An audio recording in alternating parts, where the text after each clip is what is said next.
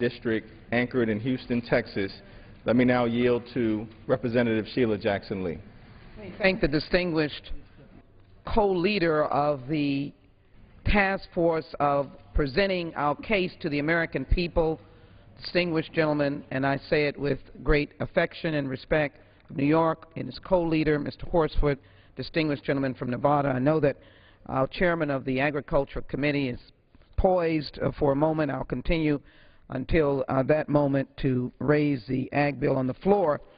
And certainly we know members work hard, and we know that we will pause on that moment. But I couldn't think of a more crucial discussion, and let me quickly indicate that income equality raised by the Congressional Black Caucus, the Task Force on Poverty, our chairwoman, the Honorable Marcia Fudge, my colleague Barbara Lee, and myself and others through the years. One might offer to say decade, and you will hear from our other members. The distinguished dean of New York eloquently gave the history. I know the distinguished gentleman from New Jersey is on the floor, and as well our southern anchor and representative, Mr. G.K. Butterfield, and again New York's representative in Yvette Clarke. I think our members are here because we come from far and wide.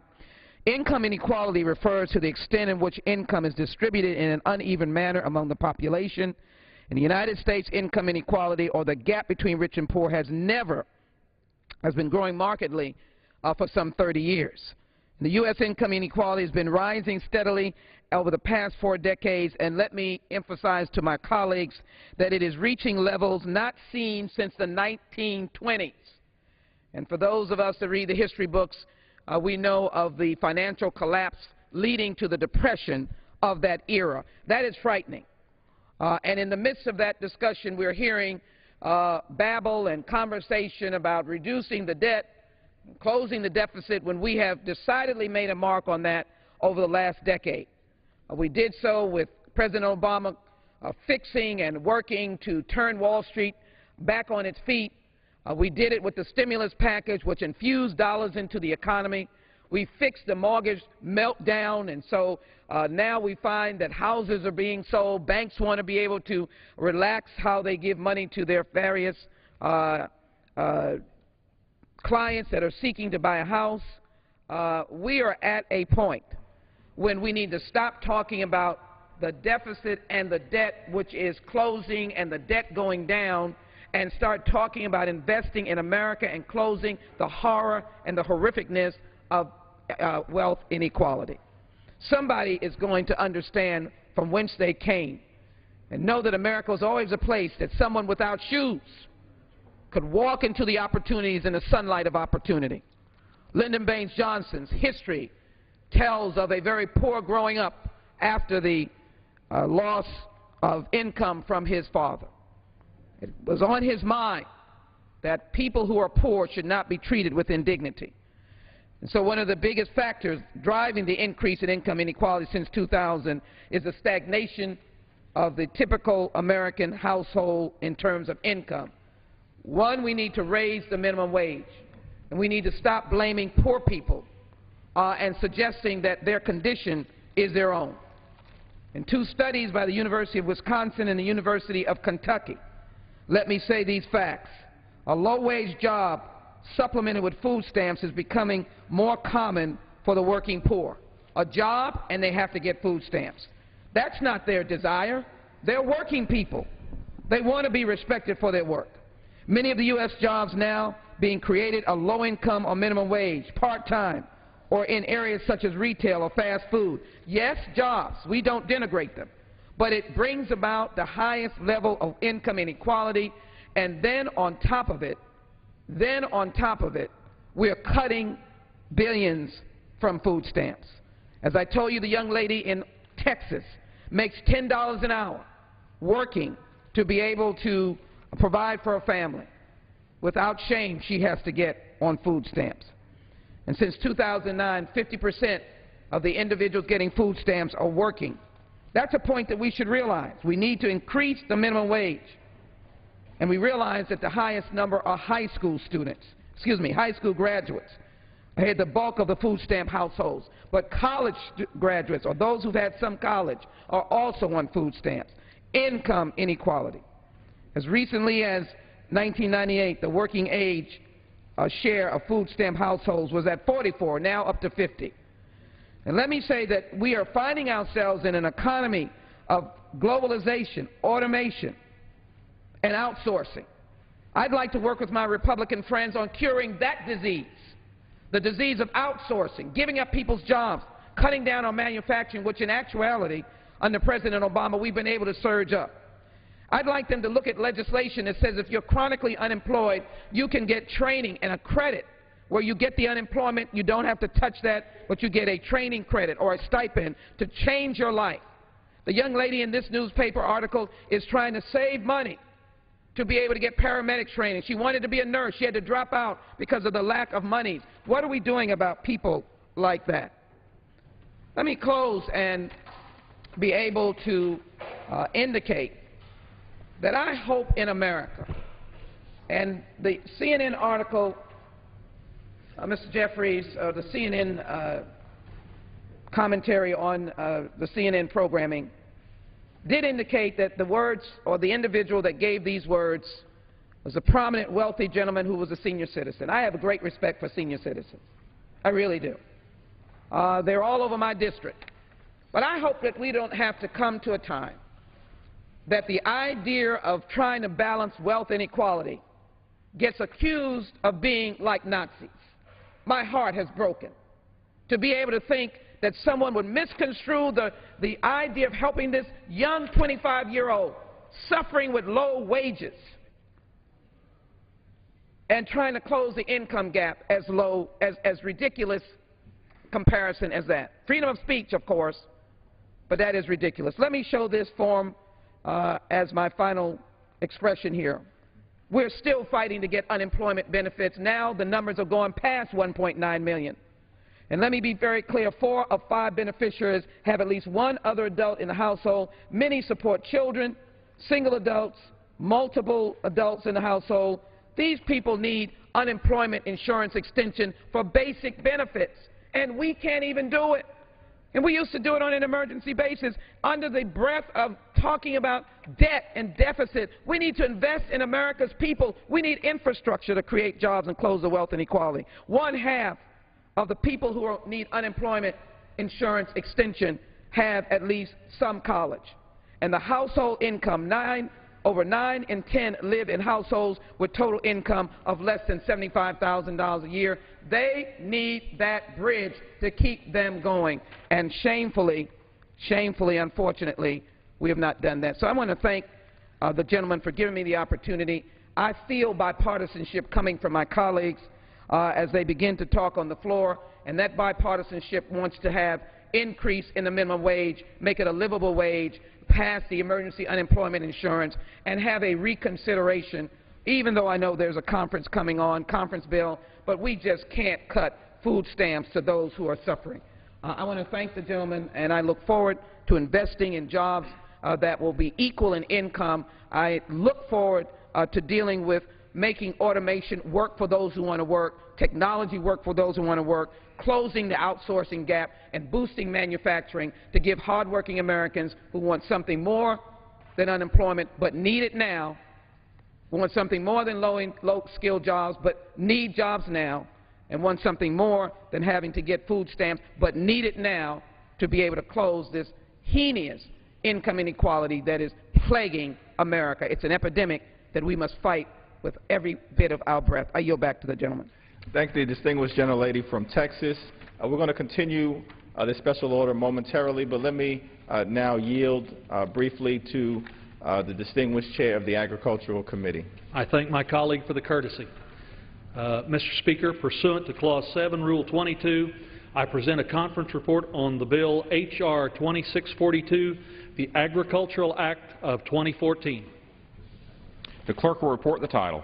Conference report to accompany H.R. 2642, an act to provide for the reform and continuation of agricultural and other programs of the Department of Agriculture through fiscal year 2018 and for other purposes. Ordered to print it. The gentleman from New York is recognized. Thank you. Earlier this month, we marked the 50th anniversary of the declaration of the War on Poverty. In this chamber, in January of 1964, President Lyndon Baines Johnson spoke before a joint session of Congress and announced a series of initiatives designed to combat chronic poverty in America. As a result of this effort, there were several legislative battles that were won. In the march toward trying to create, as President Johnson said, the Great Society, Medicare, Medicaid, the Food Stamp Act, School Breakfast Program, College Work Study, Job Corps, minimum wage enhancement.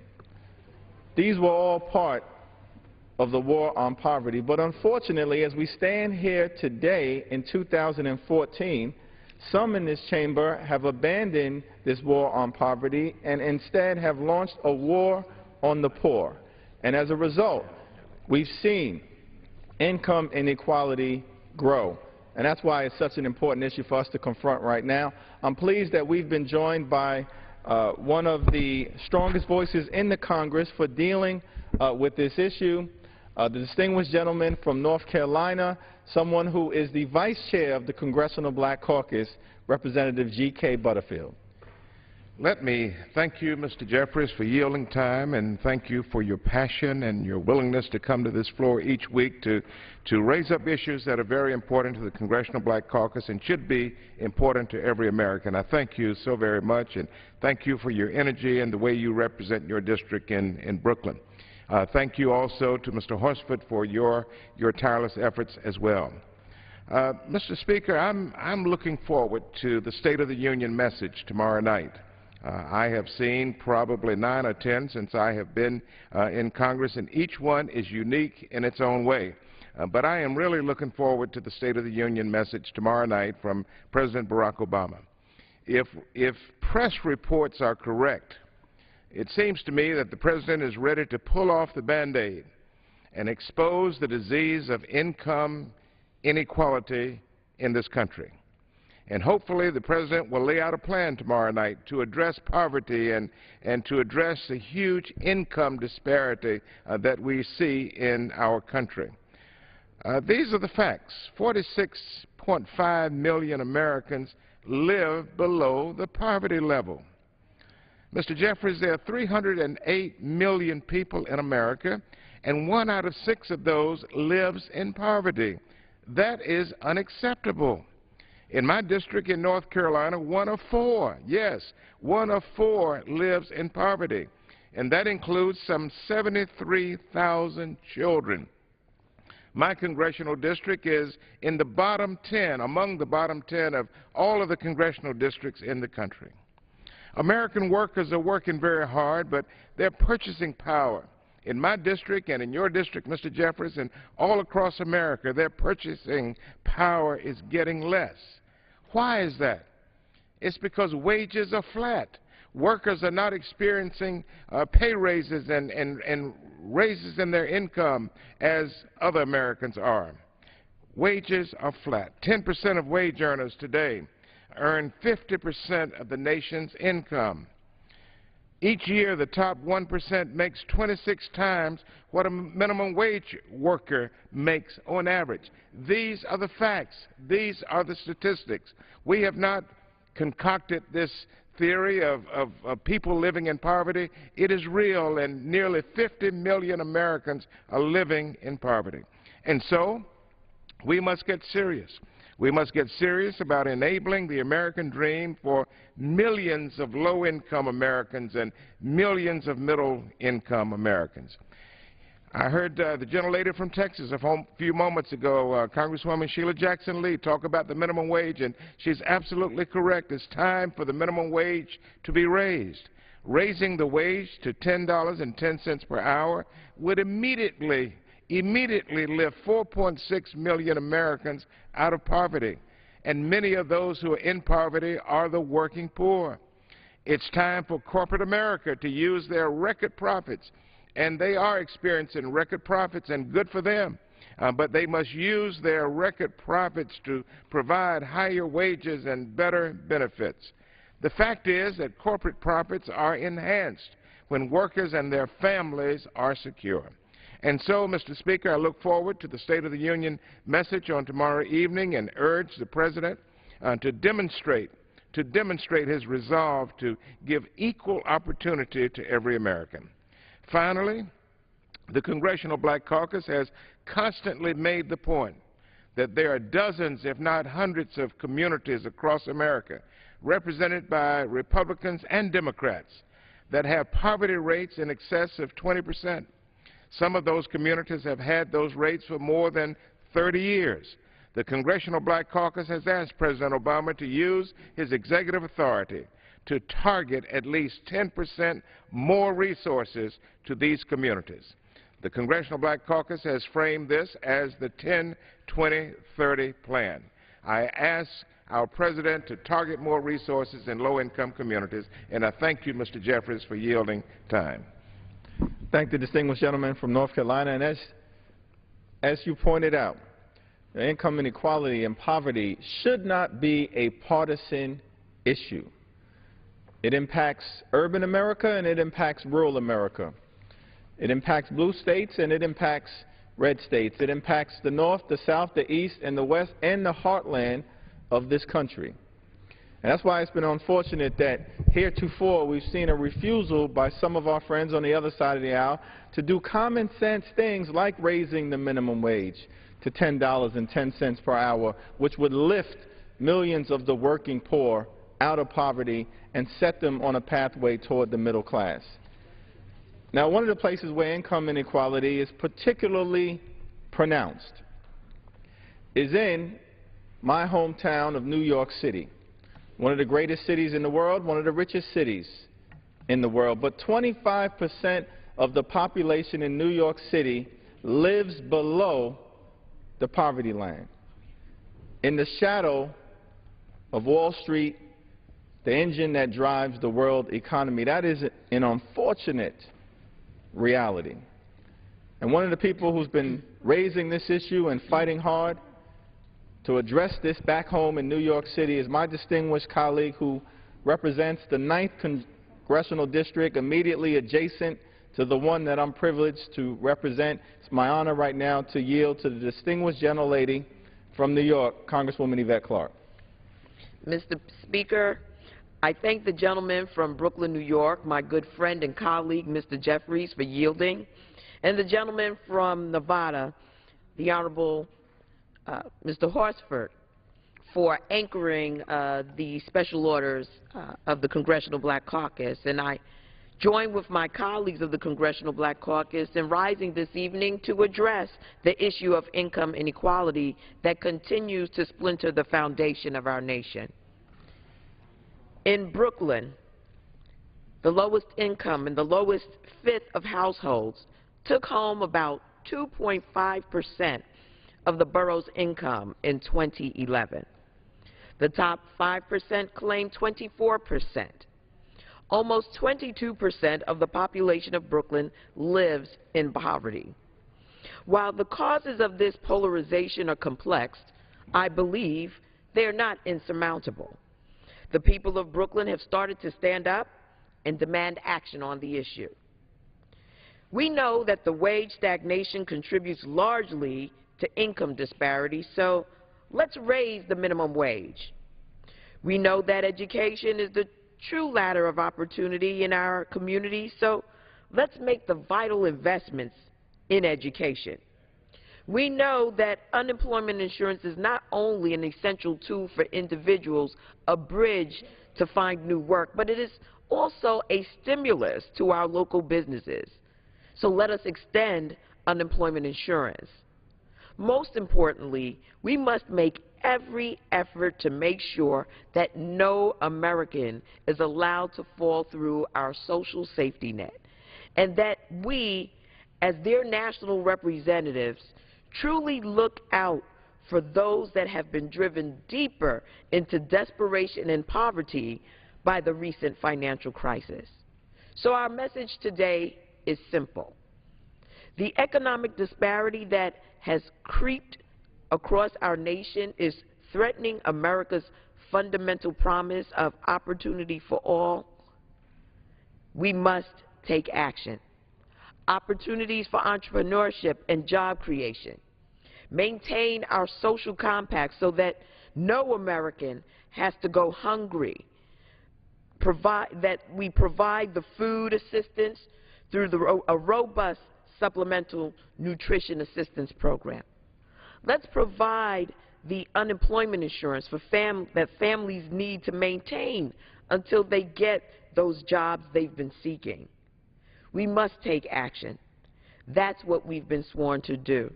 And with that, Mr. Speaker, I yield back to the gentleman from Brooklyn, New York.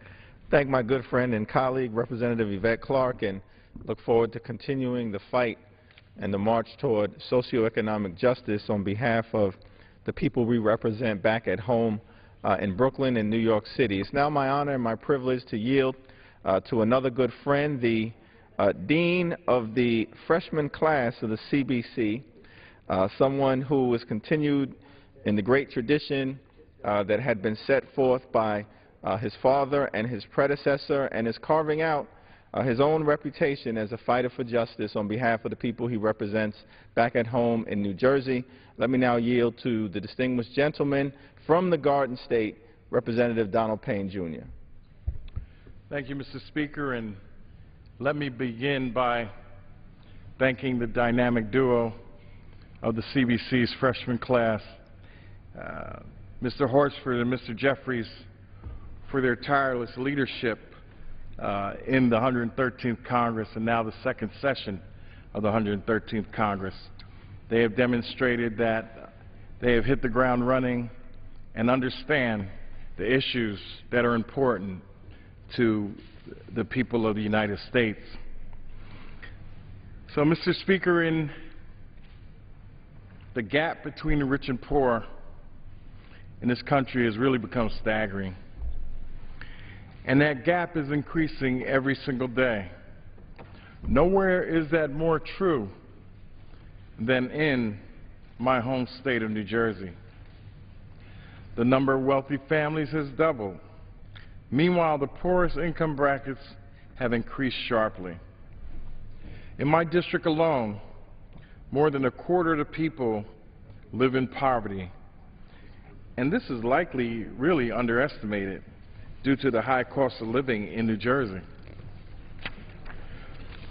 Not only is there a growing gap, but unemployment is high, the minimum wage is stagnant, and there is a lack of opportunity throughout this nation for people to find the jobs that they need to have their families live in the manner in which they should. This in the richest country in the world, the greatest nation in the world, is absolutely unacceptable.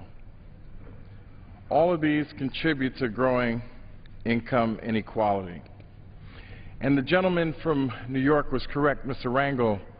We're not saying that everyone should have the same standard of living or the same salary or income, but the opportunity to rise to those salaries and incomes are the issue of today.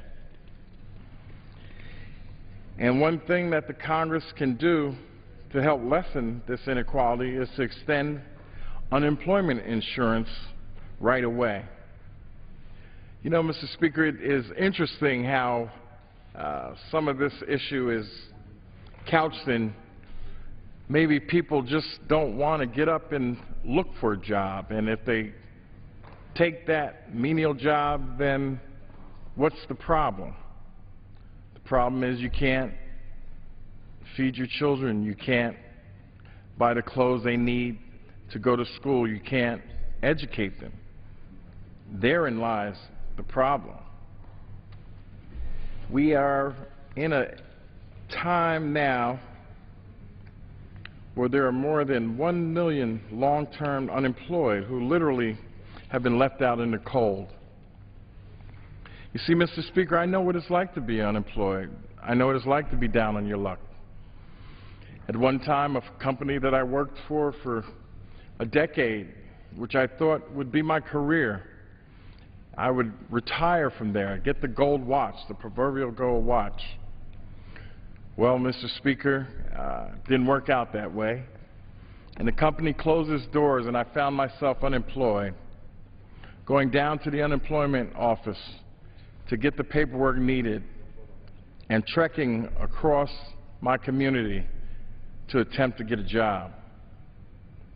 That's the other thing that people don't understand about this, Mr. Speaker. You see, you can't just sit around and not look for a job in order to collect unemployment insurance.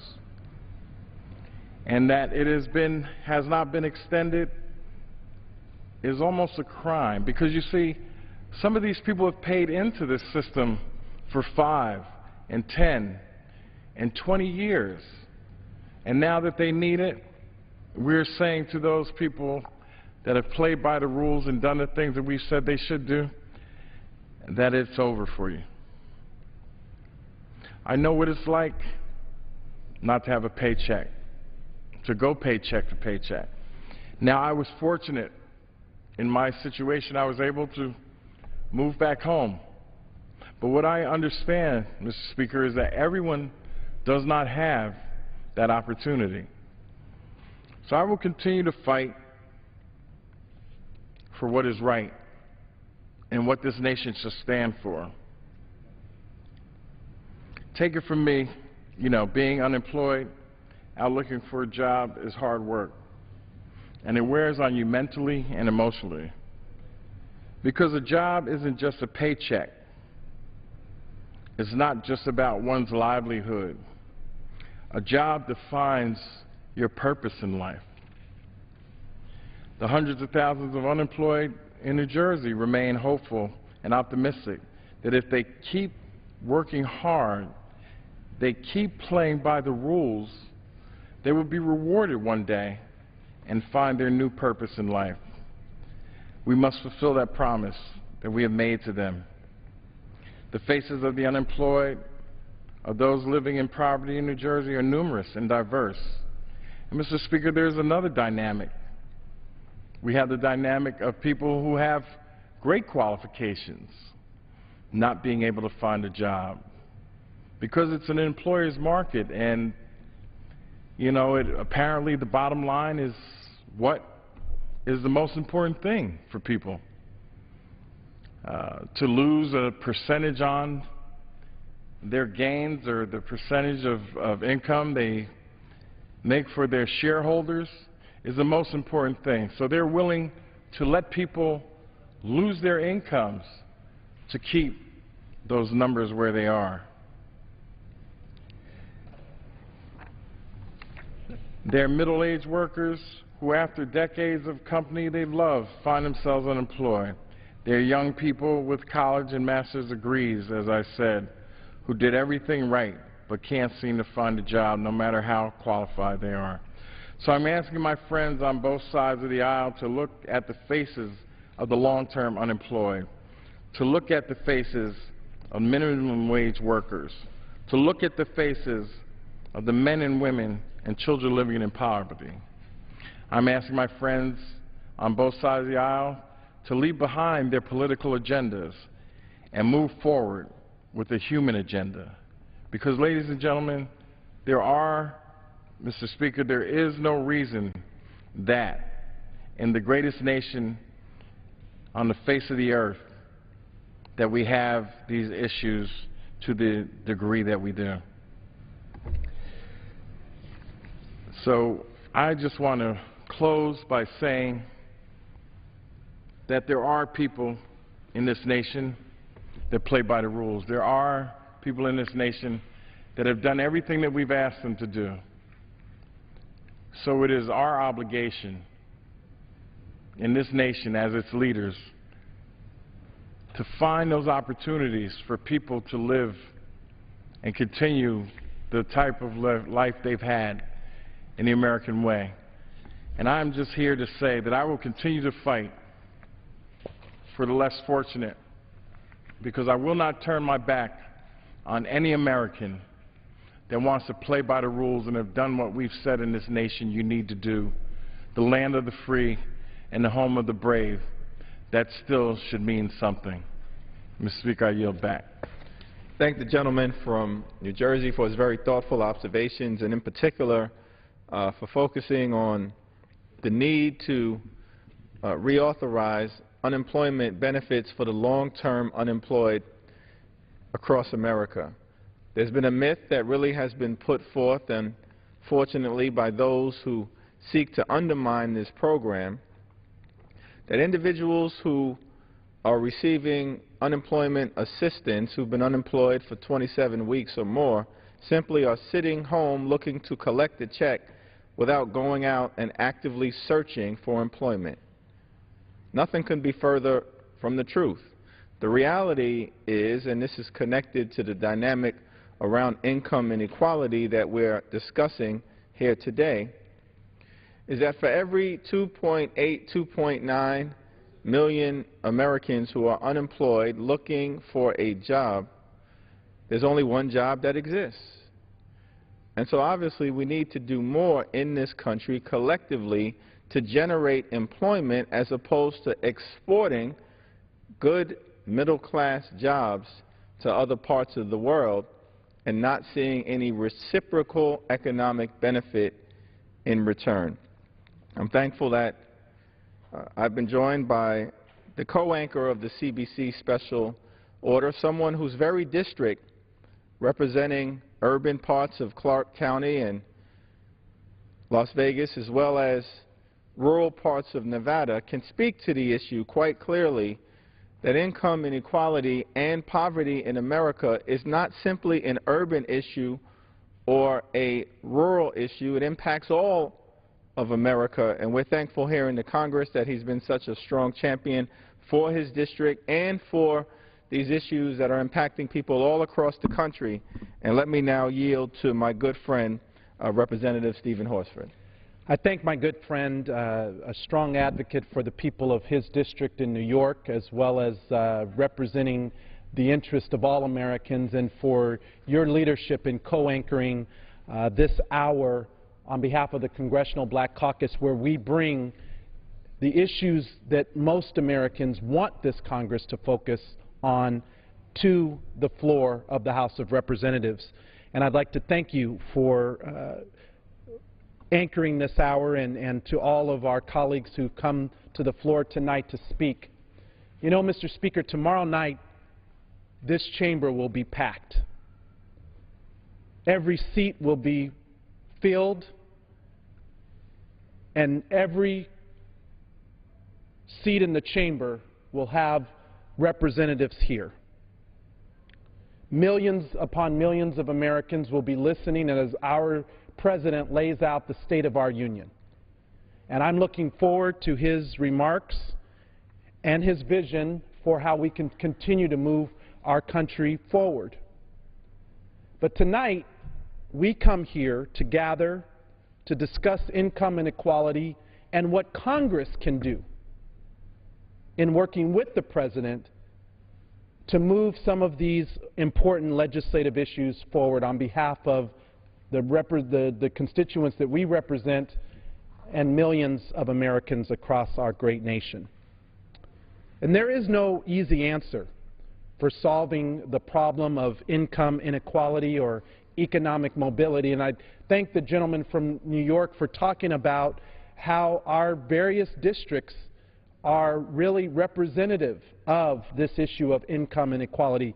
In my home district of Nevada, the 4th District, we've been hit harder than most by higher unemployment, higher home foreclosures, which have led to economic loss.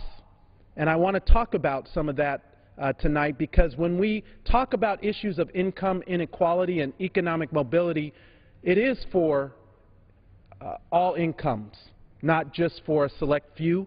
It's for the people in rural America as well as urban America, and these are issues that are important to all of us. Now, although we cannot expect Congress to solve for each person's economic struggle, we can certainly expect our members of Congress not to target those who are struggling to make ends meet, especially by balancing a budget on their backs. As of December 28th, this past year, Congress did just that, unfortunately, and now 1.6 million Americans have lost crucial unemployment insurance benefits. Today, nearly 21,000 Nevadans in my state have been cut off from unemployment benefits. And this is personal, as my colleague from New Jersey talked about, for those who understand what it means to be unemployed, for those of us who understand the fact that people are putting in resume after resume, day after day, week after week, and it hits a person to their core, being unemployed. And to add insult to injury, this Congress failed to do its job. And so it's unconscionable to assume that those who are looking for work are lazy or that they want to somehow stay unemployed. Mr. Speaker, the constituents that I've spoken to in my district at the work centers who continue to put their resume in, they want to be employed. But it's one thing to have our colleagues on the other side believe that the government should not intervene in helping to close the gap between the rich and poor, but it is absolutely wrong to cut critical social safety nets that have been in place for decades, regardless of party, in an effort to reduce spending while maintaining corporate subsidies and tax breaks for the very rich. And Mr. Speaker, it is morally outrageous to target those who have lost their jobs at no fault of their own. But it is even worse to see this happen when we have millions of dollars in tax subsidies to millionaires and major industry. What is more, the difference between the top and the bottom of the economic ladder is greater than ever before. And climbing this ladder is also becoming increasingly difficult. Recently, a Harvard economist, Dr. Raj Chetty, found that those who are our parents and how much our parents earn are more consequential today than ever before. Dr. Chetty identified 5 key factors that are heavily correlated with economic mobility and income inequality. First is segregation. Second is inequality. Third is quality of our public school systems. Fourth is social and civic engagement. And fifth is family structure. And for decades, low-income workers have seen their wages frozen while the profits of the nation's wealthiest Americans have continued to explode. Now, I have nothing against successful people. People who go out and put their ingenuity to work and entrepreneurship to work and become successful. But I also believe that it's important for this Congress to also focus on the needs of those who are part of the middle class and those who have fallen into poverty who want to be part of that middle class. It is time that Congress acted to address the minimum wage crisis in our country. $7.25, which is the federal minimum wage, is not a living wage in today's America. And we need to recognize that. We need to recognize that the Fair Minimum Wage Act of 2013, the bill that's been introduced by the House Democratic colleagues, Representative George Miller of California, and in the Senate by Senator Tom Harkin of Iowa, is the type of common sense legislation that the majority of Americans expect this Congress to focus on. Gradually increasing the federal minimum wage from a current rate of $7.25 an hour to $10.10 per hour by 2016 in 3 95-cent installments is the right economic step to take for our country and the people that we represent. $10.10 is the inflation-adjusted value of the minimum wage compared to what it was in the 1960s. Raising the tipped minimum wage from $2.13 per hour to $7.07 per hour. Now let's talk about who these people are that we're fighting to increase the wage for. First, these are low-wage workers who will benefit from an increase in the minimum wage and are more likely to work full-time. In fact, 55% of those who are on minimum wage today work full-time. 56% of those on minimum wage today, Mr. Speaker, are women. And 80% are adults who are at least 20 years of age. But those are not the only groups that would benefit from the minimum wage. Increasing the minimum wage would also generate some $22 billion in economic activity and create an additional 85,000 jobs nationwide, contrary to what Republicans and some super PACs may want the American people to believe. Raising the minimum wage is good for the economy. It creates jobs, and it helps lift people out of poverty. It would raise 4.6 million Americans out of poverty and put an average of $1,700 back into the pockets of our country's lowest wage workers. In Nevada alone, over 139,000 people, 20% of our state's children, would be directly or indirectly affected by an increase in the minimum wage. Raising the minimum wage would actually take pressure off of our government by allowing people to be in more sustaining wages that help them provide for themselves and their families rather than relying on federal assistance to take care of themselves. So these are the growing inequalities that we're here to talk about, Mr. Speaker. And one of the greatest threats to our nation's future is this issue of growing income inequality. Our country's greatness was built on the foundation of the world's most prosperous middle class and on a society where those who worked hard had the opportunity to rise on that economic ladder of opportunity. That has not become far from the truth over the last 30 years, but particularly during the recovery from the Great Recession. And before I turn the time back over to my colleague and engage in a little bit of back and forth, I'd like to look at this graph for a moment, because it charts our country's various recession and depressions and our subsequent recoveries. In the Great Depression, everyone suffered. It devastated everyone in the economy, regardless of income. And in the following years, when our economy started to grow again, all levels of income recovered at approximately the same rates that had declined. The top 1% share of the recovery was only about 28% at the time. During the Clinton expansion years in the 1990s, it was an economic boom for all levels of income. And although the top 1% held 45% of that growth, it was still a shared economic prosperity. Moving ahead to the Bush expansion after the 2001 recession, you can see more of the growth being concentrated in the top 1% at 65%.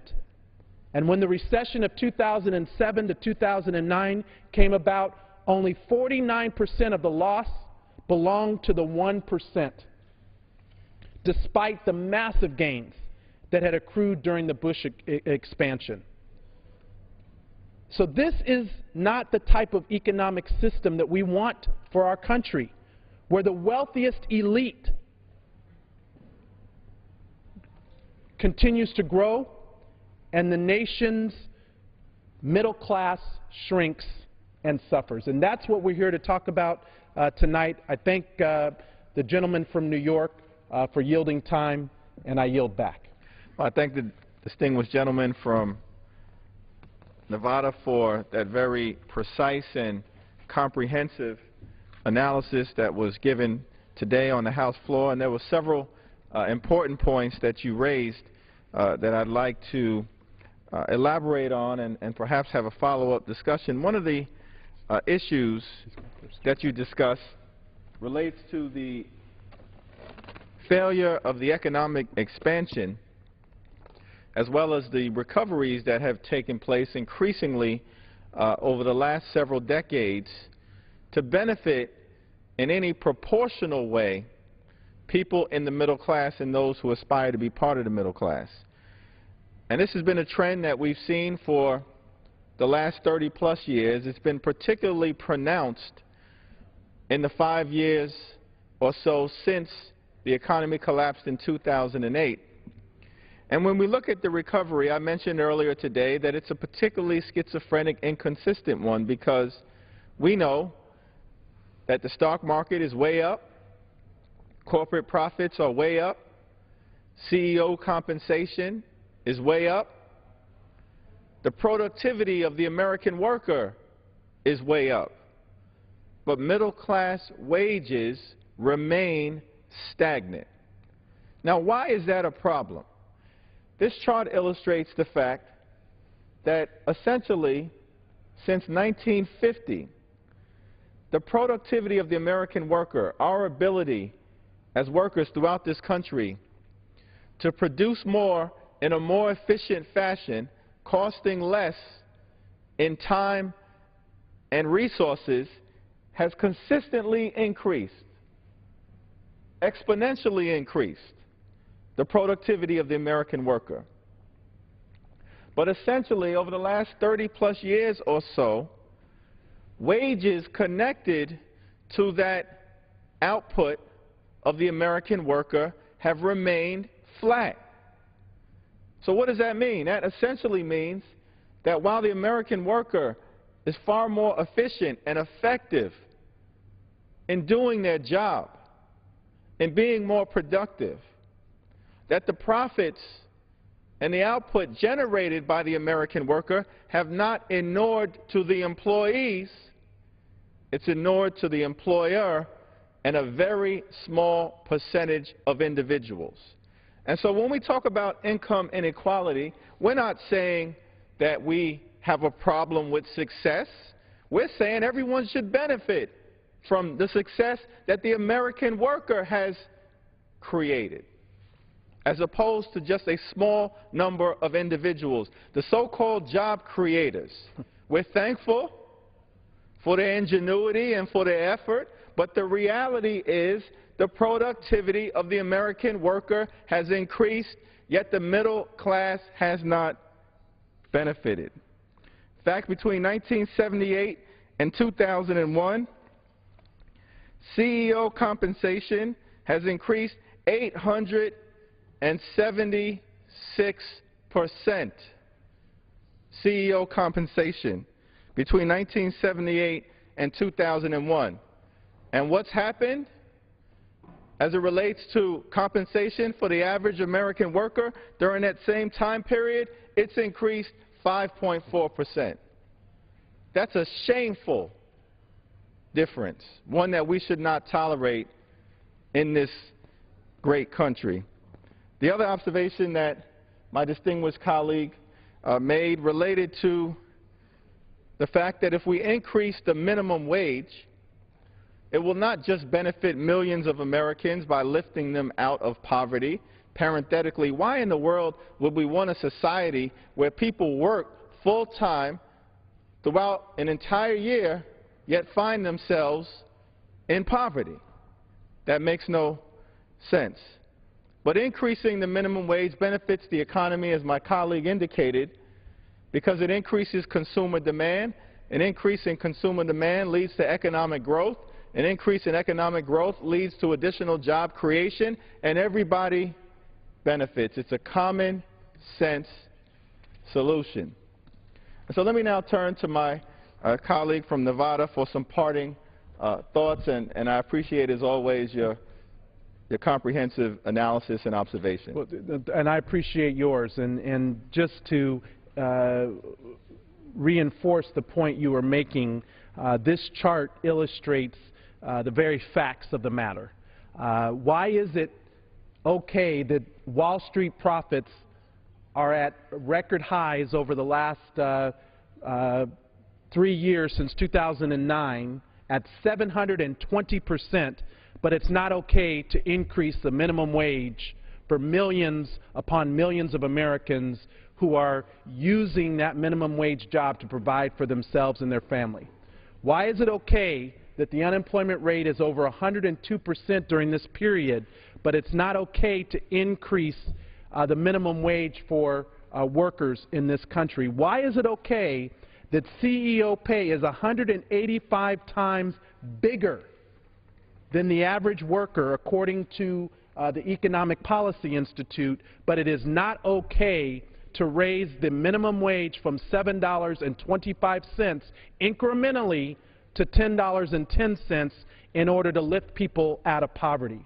And why is it okay that Americans' home equity has dropped 35% during 2007 and 2009, thereby affecting the very income wealth that the majority of middle-class Americans did have, and yet not help to lift our economy by raising the minimum wage? These are the questions that we would like to pose to our friends and colleagues on the other side.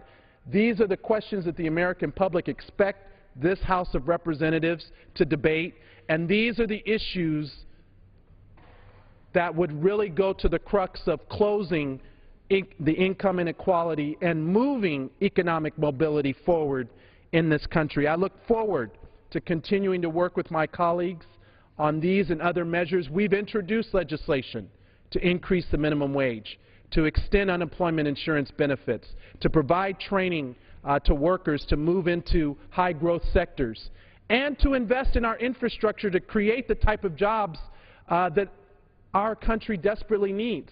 But we need our colleagues on the other side to work with us and our President to move these legislative proposals forward and to stop the continued obstructionism that has plagued this Congress for far too long. I yield back the remaining time to my colleague. Well, I think my colleague, and in summation, income inequality is a threat to our economy and the integrity of our democracy, and we must do everything possible to right this wrong in America. I yield back. Gentleman's time has expired. Under the Speaker's announced policy of January 3rd, 2013, the Chair recognizes the gentlewoman from Connecticut, Ms. DeLauro, for 30 minutes.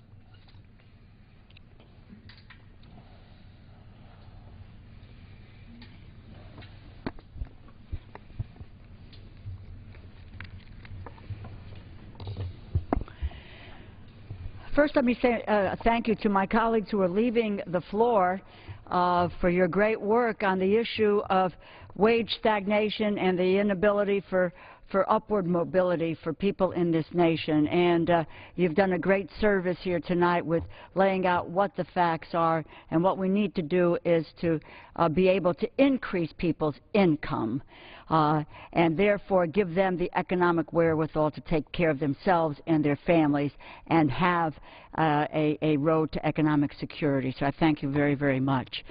I also want to say a thank you to my colleague from Rhode Island, Congressman Cicilline, who will join me in this 30-minute special order for tonight. Tonight I want to talk about the severe and immoral cuts being made to anti-hunger and nutrition programs, and particularly the continuation of devastating food stamp cuts being made in the proposed conference farm bill. So we've said here, food stamps are an economic safety net.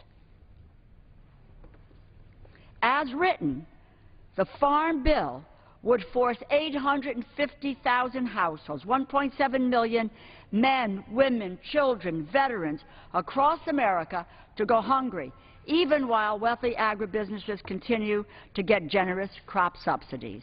Low-income seniors, working poor families with children, and individuals with disabilities would be particularly impacted by the cruel cuts in this bill. Meanwhile, the conference has decided to reopen the loopholes that the House of Representatives, in a bipartisan way, closed. And those loopholes, as they've reopened them, will make sure that millionaires and billionaires are getting crop subsidies. One has to ask the question, who are we working for here? In effect, this is reverse Robin Hood legislation. It steals food from the poor to help pay crop subsidies to the rich. And when I see members supporting the immoral cuts in this legislation, Mr. Speaker, I have to wonder if some people in this institution have really lost their perspective and understand why we are here and what our moral responsibility is. Across this country, this great country, nearly 50 million Americans, including over 16 million children, are struggling with hunger right now. Think for a moment about what that means. In 1974, a writer at Time magazine explained it this way, and I quote, "The victim of starvation burns up his own body fats, muscles, and tissues for fuel. His body quite literally consumes itself and deteriorates rapidly.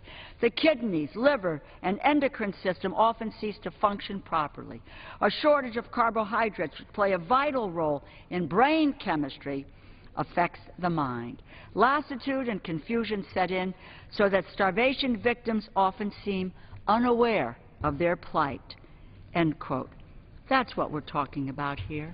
Hunger is agonizing. It is a curse. We are talking about men and women experiencing real physical torment, children who cannot concentrate in school because all they can think about is food, seniors who are forced to decide in this virulent winter season, this polar vortex that we talked about, whether or not they will go hungry or whether or not they will go cold. This is a problem all across this land. The estimates of Americans at risk of going hungry here in the land of plenty are appalling. In my Connecticut district, nearly 1 in 7 households are not sure if they can afford enough food to feed their families.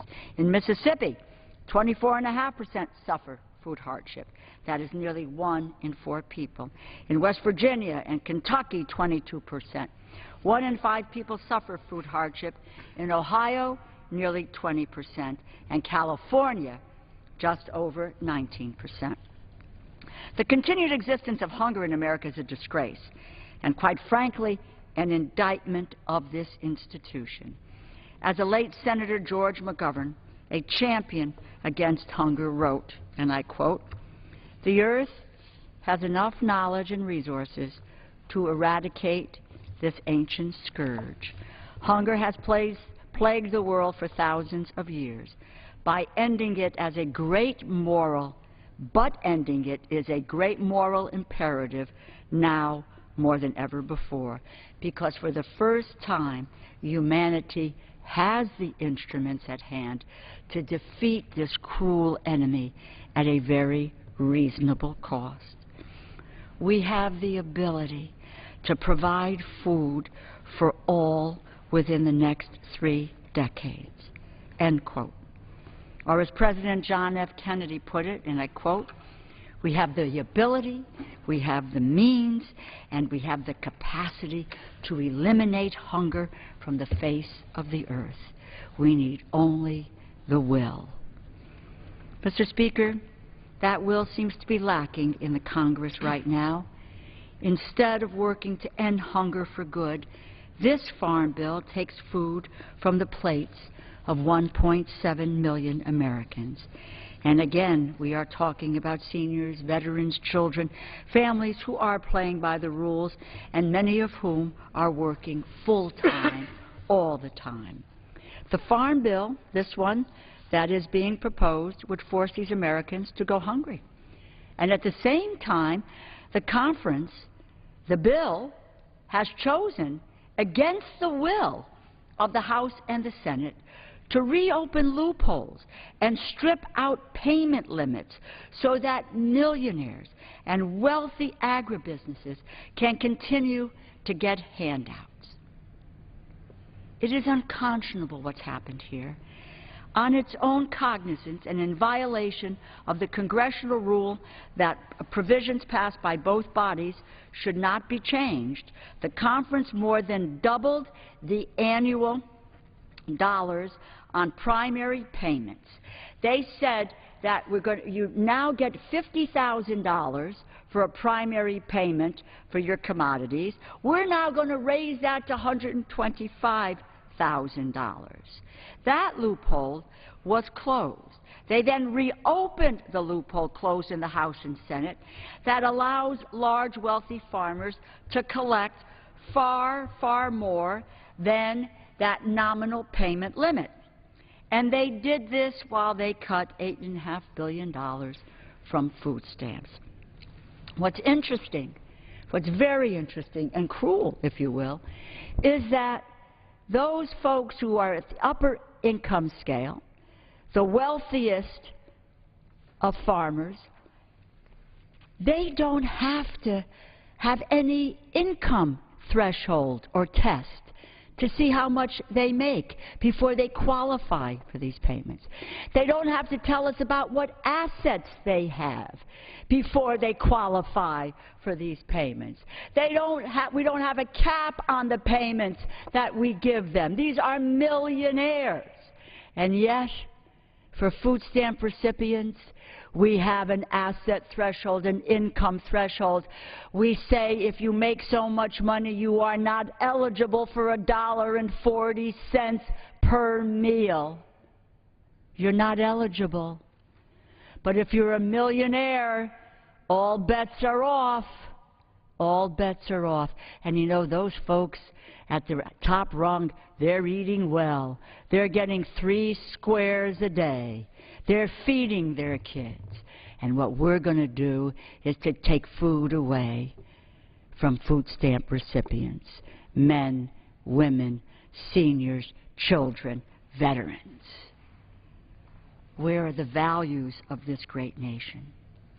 We have lost our way. We have lost our way. In the past, there's been a strong tradition of bipartisanship on fighting hunger and supporting nutrition. From the left, leaders like George McGovern.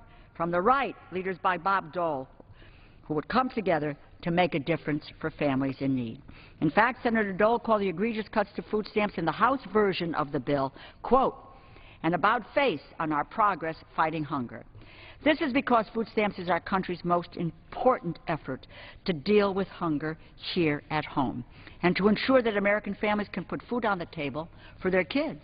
They help over 47 million Americans, nearly half of them children, meet their basic food needs. And they make a tremendous difference for the health and well-being of families.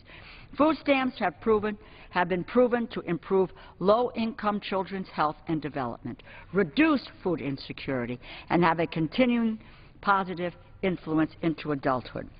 Children's Health Watch, their researchers found that after collecting 14 years' worth of data on over 20,000 low-income families, that when families experience a loss or reduction in food stamp benefits, they are more likely to be food insecure, be in poor health, and their children experience intensified developmental delays relative to their peers. Food stamps also have one of the lowest error rates of any government program. It's around 3.8%. That includes overpayments and underpayments. And I defy to go to any other agency. Let's look at the crop insurance program and find out what their error rate is all about. Food stamps are good for the economy, a powerful positive impact on growth, because food stamps not only help to feed the hungry, they get resources into the hands of families who will spend them right away. The U.S. Department of Agriculture research shows that every $5 of federal food stamp benefits generates nearly twice that in economic activity.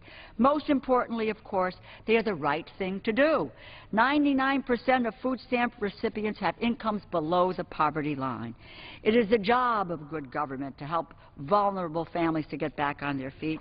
In the words of Harry Truman, quote, nothing is more important in our national life than the welfare of our children, and proper nourishment comes first in attaining this welfare. And that is why, when he declared that, and I quote, "The moment is at hand to put an end to hunger in America," Richard Nixon called for a significant expansion of the food stamp program to, and I quote, "provide poor families enough food stamps to purchase a nutritionally complete diet." This is something we all used to agree on, but now we are seeing a farm bill that cuts deeply into food stamps, and I ask again, how can anyone possibly support this? Keep in mind, food stamps have already seen deep and dangerous cuts. If you look at the fridge in the picture that I'm holding up, this represents where we should be in terms of access to food.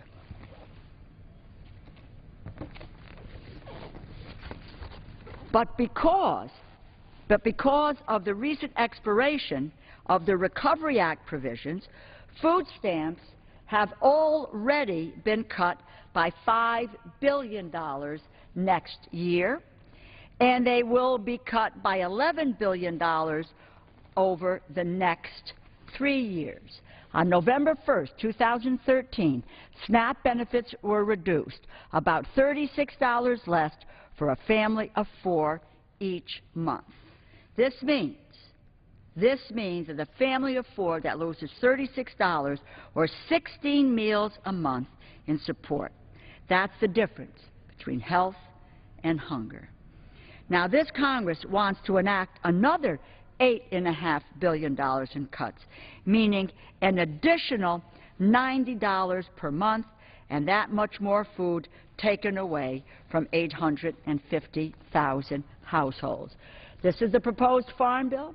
SNAP cuts would result in 850,000 households, 1.7 million people losing almost $90 a month in monthly benefits.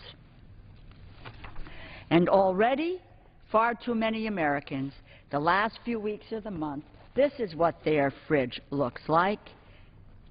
Why would we put any more hardship on the most vulnerable families in our nation?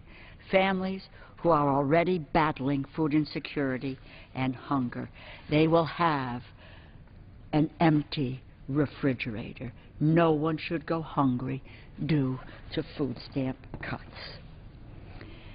However you cut it, this is a terrible policy. Cutting food stamps will cause more hunger, health problems. These cuts are a dereliction of our responsibility as members of Congress and our moral responsibility to help the least fortunate among us.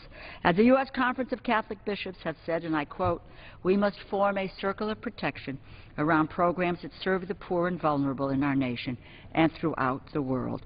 Or, in the words of Pope Francis, "The scandal that millions of people suffer from hunger must not paralyze us, but push each and every one of us to act, singles, families, communities, institutions, governments, to eliminate this injustice."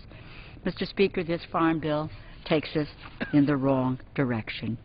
Instead of helping to end hunger, it cuts food stamps by $90 a month for 1.7 million people. It forces poor families to choose between food on the table or warmth. And it does all of this while preserving loopholes and maximizing handouts for wealthy farmers and agribusinesses. We have to do better. I hope all my colleagues in both parties will stand up against this outrageously misplaced priorities in this farm bill. I hope we can rekindle the strong bipartisan support that existed for decades in wanting to end hunger in America. The astronaut Buzz Aldrin once said, "If we can conquer space, we can conquer childhood hunger." And we can. We can. This institution has the power. It has the potential to make that transformative change. We have the ability, we have the means, and we have the capacity to eliminate hunger in America. We only need the will to do what's right. With that, I would like to ask my colleague from Rhode Island, and I thank him for being here tonight, who's such a strong supporter of families in this nation and who's seen the ravages of families who have lost their unemployment benefits. And now what we intend to do is not only have they lost their unemployment benefits, we want to make sure with this farm bill that what it would mean is that they're hungry and that they're cold. And I thank the gentleman from Rhode Island for being here tonight. I thank the gentlelady, and I want to begin by thanking my great friend, the gentlelady from Connecticut, for her extraordinary work and for her incredible passion on this very, very important issue, and for giving me an opportunity